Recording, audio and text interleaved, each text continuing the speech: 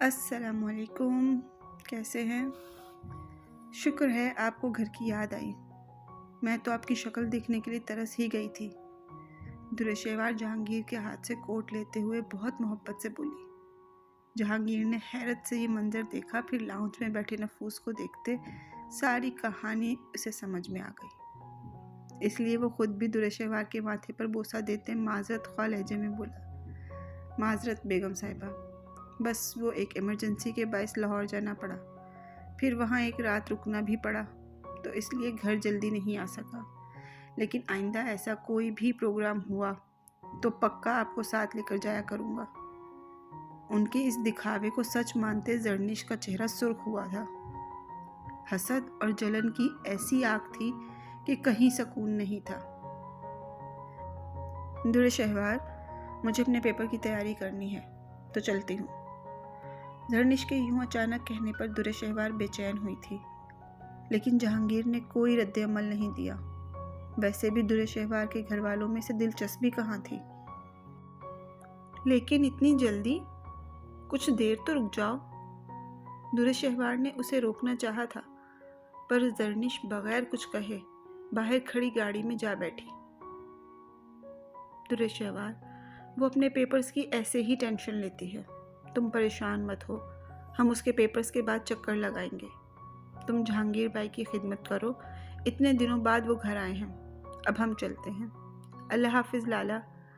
درخانی درشہوار سے ملنے کے بعد جہانگیر کے سامنے سر جھکا کر بولی۔ درخانی کا یوں خود کو لالا کہنا جہانگیر کو جانے کیوں اچھا لگا تھا، اس لیے درخانی کا مان بڑھانے کے لیے اس نے بے ساختہ اس کے سر پر ہاتھ رکھ دیا۔ ویسے کیا تھا اگر آپ ایک دن اور نہ آتے؟ کم از کم میں اپنی بہنوں کو وقت تو دے پاتی، اور وہ یوں نہ جاتی۔ ان دونوں کے جاتے ہی درشہوار جہانگیر کے پیچھے سیڑھیوں کی طرف بڑھتے یاسیت بھرے لہجے میں بولی۔ حقیقت میں اندر ہی اندر وہ جہانگیر کو دیکھ کر بہت مطمئن اور پرسکون ہوئی تھی۔ میں نے تمہاری بہنوں کو نہیں بھیجا، بلکہ وہ خود ہی میرے آتے ہی چلی گئی۔ شاید انہیں میرے جیسے نیچ ذات والے گھر میں اس کی موجودگی میں بیٹھنا اچھا نہیں لگا۔ وہ کڑوے لہجے میں بولا۔ اللہ، کتنی نیگیٹو سوچ ہے، جانے مجھے کیسے برداشت کرتے ہیں اور میرے بارے میں جانے کیا کیا رائے قائم کی ہوگی۔ درشہوار حیرت سے بولی۔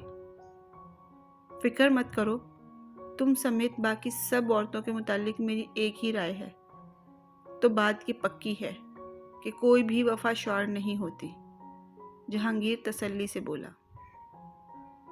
میں تمہاری یہ غلط فہمی جلد ہی دور کر دوں گی مسٹر جہانگیر۔ خیر، تمہیں ایک بات بتانی تھی کہ ایک جگہ نوکری شروع کی ہے میں نے۔ درشہوار بولی۔ تو میں کیا کروں؟ تمہاری زندگی ہے، جو مرضی کرو، وہ بے نیازی سے بولا۔ حد ہے ویسے، تم بھی گرگٹ کی طرح رنگ بدلتے ہو۔ کبھی اس بات پر غصہ ہوتے ہو کہ تمہیں اہمیت نہیں دی، تو کبھی اہمیت دینے پر غصہ ہوتے ہو۔ میں تو سوچ رہی تھی کہ تم پوچھو گے کہاں نوکری شروع کی ہے۔ درشہوار چڑھ کر بولی۔ مجھے کوئی شوق نہیں تمہارے بارے میں جاننے کا۔ جاؤ یہاں سے، اب میں فریش ہونا چاہتا ہوں۔ کوٹ بیڈ پہ پھینکتے جہانگیر نے سیدھا اسے اپنے کمرے سے گیٹ آؤٹ ہونے کا کہا۔ جا رہی ہوں، مجھے بھی یہاں رہنے کا کوئی شوق نہیں ہے، اور دوسری بات، تمہیں اپنی ہر حرکت اور ہر عمل کا بتانا میرا فرض تھا، میں نے پورا کیا۔ اب تم میری خبرگیری نہیں رکھنا چاہتے تو بھاڑ میں جاؤ، کیونکہ یہ رشتہ میں تب ہی آگے بڑھاؤں گی جب تم خود بھی کوشش کرو گے۔ درشہوار بھی اینٹ کا جواب پتھر سے دیتے ہوئے وہاں سے نکل گئی۔ وہ خود کو بدلنے کی کوشش کر رہی تھی، مگر کبھی کبھی جہانگیر کی یہ فضول سی ایروگنسی اسے بے تحاشا غصہ دلاتی تھی۔ آنکھوں میں بھر بھر کر سرما ڈالے، لمبے بالوں کو پراندے میں باندھے، سرخ و سفید رخساروں پر ہلکی ہلکی لالی لگانے کے بعد وہ اپنا دوپٹہ گلے میں ڈال رہی تھی جب کوئی عجلت میں کمرے میں داخل ہوا۔ ارے رخی، تم ابھی تک تیار نہیں ہوئی؟ جانتی ہو سب لڑکیاں حویلی جانے کا سن کر آج وقت سے پہلے ہی تیار ہو گئی ہیں۔ ارے حویلی کی اکلوتی بیٹی کی شادی ہے جس پر پیسہ پانی کی طرح بہایا جا رہا ہے۔ حویلی میں کام کرنے والیوں سے لے کر حویلی میں گانا گانے کا رونق لگانے والیوں کو جھولی بھر بھر کر پیسے دیے جاتے ہیں۔ اس لیے گاؤں کی ہر غریب عورت اپنی بچیوں کو حویلی لے جا رہی ہے، مگر ایک تم ہو جو ابھی تک تیار نہیں ہوئی۔ آنے والی لڑکی ہاتھ نچا نچا کر بولتی آخر میں حیرت سے بولی، رانی یہ خیرات میں ملے پیسے تم جیسے غریبوں پر ہی سوٹ کرتے ہیں۔ ارے میں تو رخی ہوں جو کبھی خیرات میں ملی دعا بھی نہیں لیتی۔ اپنے دو آتشہ حسن کو میک اپ سے مزید نکھارنے کے بعد رخی دوپٹے کو گلے میں پھینکتی غرور سے گردن تان کر بولی، گردن تو ایسے اکڑا رہی ہو جیسے کسی بادشاہ کی بیٹی ہو۔ ارے یہ رنگ روپ سب سے منفرد اور نمایاں مل جانے سے تمہاری حیثیت نہیں بدل سکتی۔ حقیقت میں تو تم ابھی بھی اس گاؤں کے سب سے غریب مراسی کی بیٹی ہو۔ مقابل قدرے ناک چڑھا کر بولی۔ رخی کو اس کی بات پر مرچیں ہی لگ گئیں۔ تو کس نے کہا ہے مجھ مراسی سے بات کرو؟ جاؤ جاؤ، مجھے نہیں ضرورت تم جیسوں کی۔ دیکھنا ایک دن تم سب میری قسمت پر رشک کرو گے جب سب سے امیر لڑکے سے شادی کر کے یہاں سے جاؤں گی۔ رخی پراندے کو جھٹکتے ہوئے بولی۔ بلی کو چھچڑوں کے خواب، اور رخی تو کہہ تو ایسے رہی ہے جیسے سردار کے بیٹے سے شادی کرے گی۔ جانتی ہے سردار کا بڑا بیٹا شہر سے ڈگری لے کر آ رہا ہے آج۔ سنا ہے بہت خوبرو ہے، دولت اور دھن سے مالا مال ہے۔ ہمت ہے تو اس سے شادی کر کے دکھا، پھر مانوں گی تجھے۔ رانی رخی کا مذاق اڑاتے ہوئے بولی۔ اڑا لو جتنا مذاق اڑانا ہے، لیکن سن لے رخی کا بھی وعدہ ہے تجھ سے، چھوٹے سردار اور حویلی کو ایک دن اپنے اشاروں پر ضرور نچاؤں گی اور تم سب پر راج کروں گی۔ پھر دیکھنا تم جیسے ہی میرے تلوے چاٹیں گی۔ رخی غرور سے بولتی باہر کی جانب بڑھ گئی۔ آج ہی تیرا یہ غرور نہ توڑا تو میرا نام بدل دینا۔ رانی اسے نفرت سے دیکھتے ہوئے بڑبڑائی۔ برسات کے موسم میں پکوڑے بنانے چاہیے۔ برسات کے موسم میں پکوڑے بنانے چاہیے۔ گانا آئے یا نہ آئے پھر بھی سر لگانا چاہیے۔ کڑاہی میں چمچہ چلاتے ہوئے درے شہوار گانے کا ستیہ ناش کر رہی تھی۔ اس کا موڈ کافی خوشگوار لگ رہا تھا۔ ارے واہ درے شہوار، ایک اچھی ڈاکٹر ہونے کے ساتھ ساتھ تم تو بہت اچھی گائک بھی ہو۔ تمہیں تو گانے کے مقابلے میں حصہ لینا چاہیے۔ اپنے کندھے پر تھپکی دیتے درے شہوار نے خود کو ہی داد دے دی۔ پاس کھڑی ملازمہ نے حیرت سے اپنی مالکن کو دیکھا۔ بس جی بس، ہم تو بچپن سے ہی ٹیلنٹڈ ہیں، بس کبھی غرور نہیں کیا۔ سوری اللہ جی، آپ کو غرور پسند نہیں، اس لیے سوری۔ ویسے میں نے پکوڑے تو بہت مزے کے بنائے ہیں، دیکھیے خوشبو کتنی زبردست آ رہی ہے۔ فوراً ہی اوپر کی جانب دیکھ کر معذرت کرتے درے شہوار پکوڑے نکال کر خوشی سے بولی۔ باہر کا موسم بھی درے شہوار کے من کی طرح بہت خوشگوار تھا۔ رضیہ یہ لو، میرے ہاتھ کے بنے پکوڑے کھاؤ اور اپنی بیگم صاحبہ کو داد دو۔ درے شہوار پلیٹ میں پکوڑے نکال کر ملازمہ کے سامنے رکھتے ہوئے بولی۔ بیگم صاحبہ میں؟ ملازمہ نے خود کی طرف اشارہ کرتے ہوئے حیرت سے دریافت کیا۔ شرماؤ مت، میں ظالم مالکن نہیں ہوں، بلکہ تم تو مجھے اپنی دوست ہی سمجھو اور دل کھول کر کھاؤ اور تعریف کرو۔ سچی ایک اچھی دوست کی شدید کمی ہے۔ جانتی ہو کھانا بنانا میں نے اپنے گھر کے ایک کک سے سیکھا تھا، لیکن بابا تو اکثر مصروف ہوتے تھے اور میں بھی اپنی جاب کی مصروفیت کی وجہ سے کبھی انہیں کھانا بنا کر کھلا نہیں پائی۔ پر تم یقین کرو اسے کھا کر تمہارا پیٹ بالکل بھی خراب نہیں ہوگا۔ ملازمہ کو چیئر پر بٹھا کر اس کے سامنے پلیٹ رکھتے درے شہوار نے یاسیت سے کہتے آخر میں لہجے کو شرارتی بنا لیا۔ ملازمہ نے لبوں پر مسکراہٹ لیے اپنی بیگم صاحبہ کو دیکھا تو جو دل کی بہت صاف اور نرم تھی۔ سنو، ویسے تمہارے صاحب کیا کھاتے ہیں؟ مطلب ناشتے، ڈنر اور لنچ میں؟ کڑاہی سے پکوڑے نکالتے درے شیوار نے سرسری سی انداز میں پوچھا۔ میڈم صاحبہ، سر صبح میں بریڈ، جیم اور آملیٹ لیتے ہیں اور دوپہر کو گھر نہیں آتے اور رات میں وہ پیٹ بھر کر کھانا کھاتے ہیں، ملازمہ مزے سے پکوڑے کھاتے ہوئے بولی۔ تبھی میں کیوں کہوں 32 سال کے ہو گئے ہیں مگر ان کی توند نہیں نکلی۔ تصور کرو، اگر تمہارے صاحب کا پیٹ بھی باقی سیاست دانوں کی طرح بڑھ جائے تو کیسے لگیں گے؟ درے شہوار اپنی بات کا خود ہی لطف لیتے ہوئے بولی۔ ملازمہ بھی درے شہوار کی بات سن کر ہنسی تھی۔ استغفار، کیسی عورت ہو، اپنے شوہر کو موٹے ہونے کی بددعا دے رہی ہو۔ جہانگیر جو ابھی ابھی کچن میں داخل ہوا تھا درے شہوار کی بات پر دہل کر بولا، میں نے کب بددعا دی؟ بھائی سچ ہی تو کہا ہے، ابھی تو تم نئے نئے سیاست میں آئے ہو، اس لیے ایمانداری سے کام کرنے کا بھوت سوار ہے، لیکن ان قریب جب یہ بھوت اترے گا تو پھر رشوت کھا کھا کر تمہاری توند ہی تو بڑھے گی۔ ویسے آپس کی بات ہے، مجھے شدت سے انتظار ہے اس دن کا، درے شہوار ڈھٹائی سے کہتی آخر میں کھلکھلائی۔ جہانگیر کا غصے سے برا حال تھا۔ شوہر کو بددعا دینے سے اللہ ناراض ہوتا ہے لڑکی۔ خیر، جتنے دانت نکالنے ہیں نکال لو، کیونکہ موٹا ہو جاؤں یا پھر سوکھ کر تنکا بن جاؤں، میں نے رہنا تمہارا شوہر ہی ہے۔ جہانگیر جل کر کہتے ہوئے ملازمہ کی جانب بڑھا، اور تم کچھ زیادہ ہی دانت نہیں نکال رہی؟ جیسی مالکن ویسی ملازمہ، اس کے ساتھ رہو گی تو شوہر کی عزت نہ کرنے پر تم بھی جہنمی بن جاؤ گی۔ اس لیے اب اٹھو اور میرے کھانے کے لیے کچھ ہلکا پھلکا سا لے کر آؤ، میں ایک میٹنگ کے سلسلے میں شہر سے باہر جا رہا ہوں۔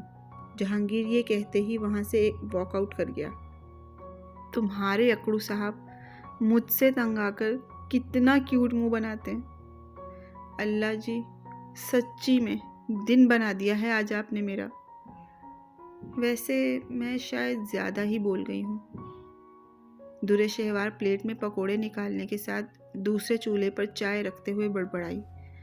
چائے بنا کر وہ ٹرے میں دونوں چیزیں رکھتی جہانگیر کے کمرے تک آئی تو ملازمہ درے شہوار کو دیکھ کر معنی خیزی سے مسکرائی۔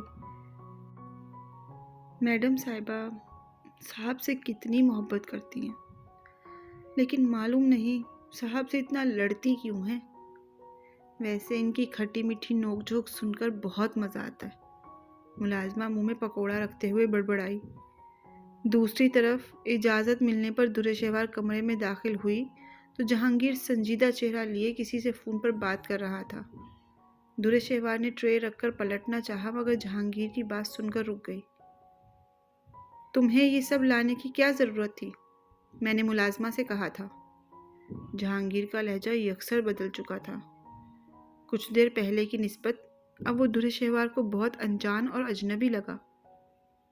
بھائی تم نے خود ہی تو کہا تھا کہ شوہر کو ناراض کرنے والی عورتیں جہنمی ہوتی ہیں، تو اب میں تمہیں خوش کر کے اللہ تعالیٰ سے جنت لینا چاہ رہی ہوں، اس میں بھی تمہیں پرابلم ہے؟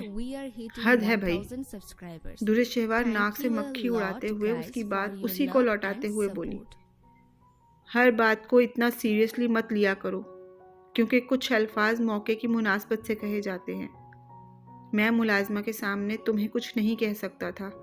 تمہارے اور میرے رشتے کی سچائی اس کمرے کی 4 دیواری میں رہے گی تو ہی بہتر ہوگا، اس لیے آئندہ سے خوش فہمی پالنے کی ضرورت نہیں ہے۔ خیر، ان پکوڑوں کے لیے ایڈوانس میں شکریہ۔ جہانگیر چائے کا کپ منہ سے لگاتے ہوئے سنگ دلی سے بولا۔ درے شہوار کو اس کی بات پر بے تحاشا غصہ آیا۔ او مسٹر ایڈوانسڈ پلس سائیکو، مجھے کوئی خوش فہمیاں پالنے کی ضرورت نہیں۔ تم ذرا اپنے دماغ کا علاج کراؤ۔ ایک تو میں نے پہلی دفعہ کوئی چیز بنائی تھی، اس لیے سوچا تمہیں چکھا دوں، لیکن تم تو اس کے بھی لائق نہیں ہو۔ ادھر دو میرے پکوڑے، دیکھنا ایک دن تم میرے ہاتھ کے کھانے کے لیے ترسو گے تو ٹھینگا بھی نہیں دوں گی۔ جہانگیر کے سامنے سے پکوڑوں کی پلیٹ اٹھا کر درے شہوار یہ جا اور وہ جا۔ اس ہوائی جیسی لڑکی کی حرکتوں نے جہانگیر کے چہرے پر ہلکی سی مسکراہٹ بکھیر دی۔ دنیا کی عجیب نمونہ لڑکی ڈھونڈی ہے آپ نے میرے لیے، خیالوں میں اپنے باپ سے مخاطب ہوتے ہوئے جہانگیر بڑبڑایا۔ انسان وقت اور حالات موسم کی طرح بدلتے ہیں، ان کے اندر چلنے والی کیفیات کے بدلنے کے لیے محض ایک لمحہ ہی کافی ہوتا ہے۔ یہ ایک لمحہ در شہوار پر بھی آ کر گزر چکا تھا، پر ابھی وہ اس بات سے لا علم سی تھی۔ ویسے بھی اس کھڑوس مسٹر جہانگیر کی غیر موجودگی میں تو اور ہی قسم کا عجیب سا مایوسی کا دورہ اسے پڑا تھا۔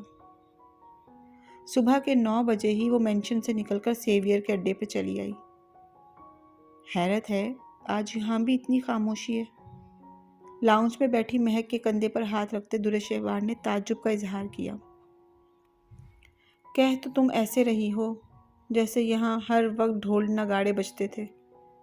پیاری بہن، یہاں ہر وقت یہی ماحول رہتا ہے۔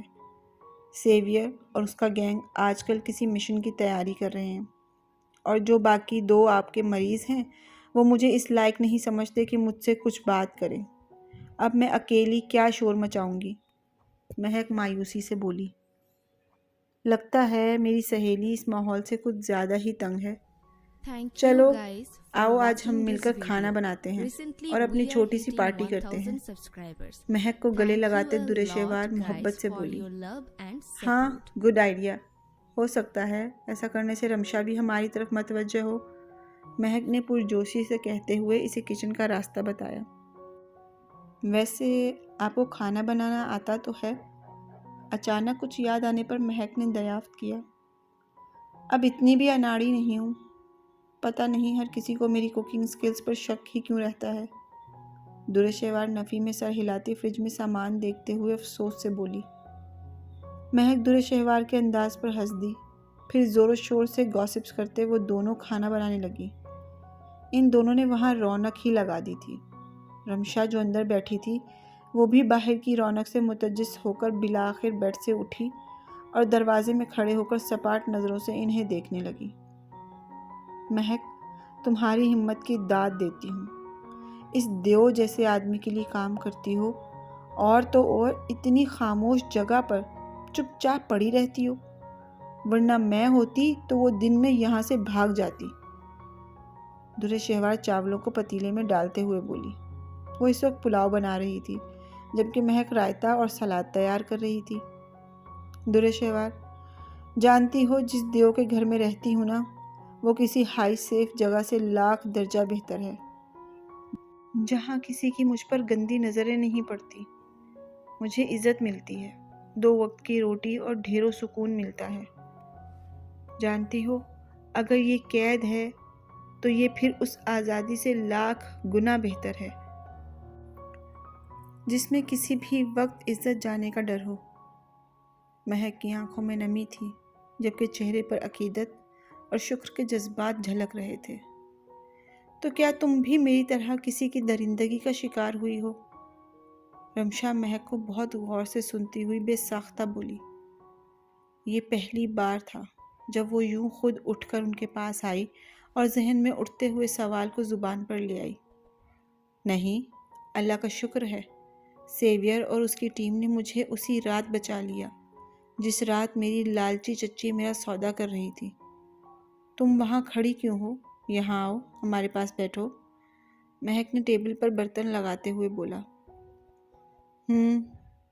تبھی تم اتنی پرسکون ہو اور شکر گزار ہو، ورنہ یہ جگہ اتنی بھی خاص نہیں ہے۔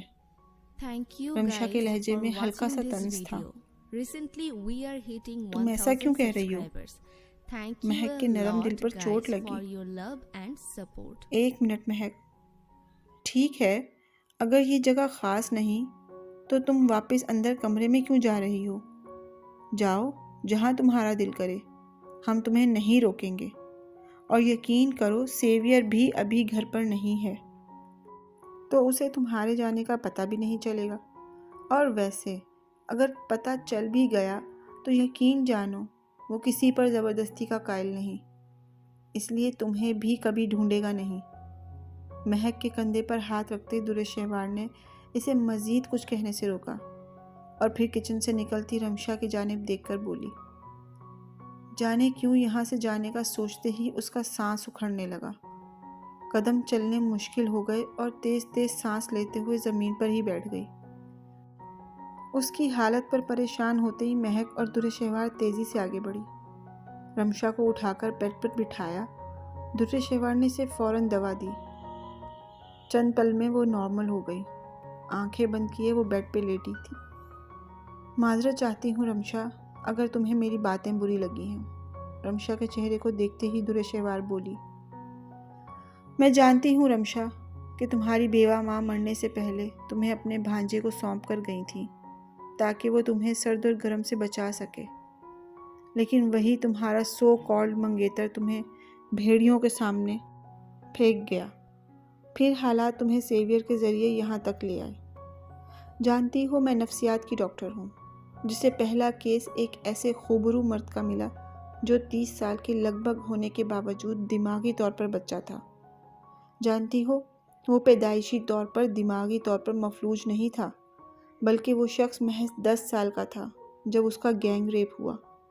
تم سوچ سکتی ہو، 10 سال کا بچہ جس نے زندگی کے رنگ ابھی دیکھنے شروع ہی کیے تھے کہ اسے ایسی تاریکی میں دھکیل دیا گیا جہاں ہر طرف تکلیف ہی تکلیف تھی، جہاں دن رات اسے نئی اذیت دی جاتی۔ چند دن میں اس کی زندگی ایسی جہنم بنا دی گئی کہ وہ کبھی واپس اس زندگی کی طرف پلٹا ہی نہیں۔ اور جانتی ہو جب وہ بچہ اس بے حس معاشرے میں آئے تو یہی لوگ اسے گالی دیں، اسے گندا کہیں، اسے معاشرے پر داغ کہیں، اسے اپنے بچوں کے لیے منحوس سمجھیں۔ اس کی ماں نے اس کے غم میں زندگی گزار دی۔ اس بچے پر معاشرہ اتنا تنگ کر دیا گیا کہ وہ اپنا ذہنی توازن کھونے پر مجبور ہو گیا، مگر کہیں نہ کہیں ہر چیز سے لڑ کر وہ بچہ اپنے جینے کی امنگ جاری رکھے اور اب تک لڑتا آئے، تو کیا وہ بچہ تم سے بہتر نہیں ہوا؟ درِ شہوار کی بات پر مہک تو مہک، رمشا بھی ساکت نظروں سے درِ شہوار کو دیکھ رہی تھی۔ یہ معاشرہ بہت ظالم ہے رمشا، یہاں عورت تو کیا مرد کی عزت بھی محفوظ نہیں ہے۔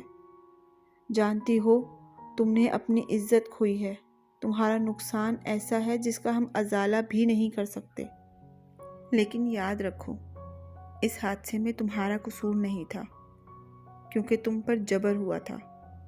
قیامت کے روز تم سے نہیں بلکہ اس شخص سے حساب ہوگا، تو تمہیں کہیں منہ چھپانے کی ضرورت نہیں پڑے گی۔ خود سے بھاگ رہی ہو رمشا، تمہیں تو چاہیے اس شخص کے خلاف آواز اٹھاؤ، ان درندوں کی سچائی دنیا کو بتاؤ اور دکھا دو سب کو عورت کمزور نہیں ہے، انہیں بتاؤ کہ عورت اتنی ڈرپوک نہیں ہے۔ درِ شہوار کچھ پل کے لیے خاموش ہوئی۔ میری جان رمشا، اپنے خوف سے لڑو، تم غلط نہیں ہو اور نہ تھی، ہم سب تمہارے ساتھ ہیں۔ اٹھنے سے پہلے درِ شہوار نے رمشا کے ماتھے پر بوسہ دیا۔